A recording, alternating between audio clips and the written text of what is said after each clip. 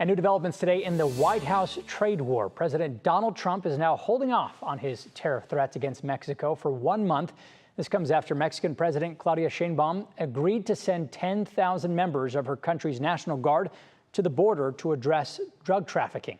Trump's tariffs against Canada and China are still slated to go into effect tomorrow. Now, I talked to several experts today about the potential impact of these tariffs on the Trump administration's goals, business in Ohio, and your wallet. A tariff is a tax on imported goods. So if an Ohio company gets its products from Canada, they will now get hit with a tax on those goods that they bring in. To offset the cost, the company, they can look for another country to import goods from. It can decide to produce its own goods in the U.S. or continue to do business with Canada. Either way, though, the company will likely pass on any extra costs for its product onto you, the consumer. So how do we know if the tariffs are a success? Here's what one economist told me. The things I would be looking for would be what effect did it have on consumer prices? What effect did it have on U.S. manufacturing, U.S. jobs?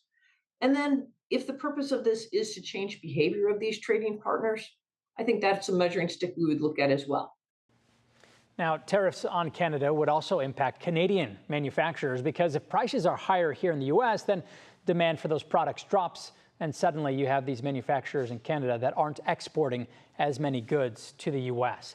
The reverse could happen if the U.S. imposes tariffs and then Canada shoots back with its own tariffs, which it has said it will do.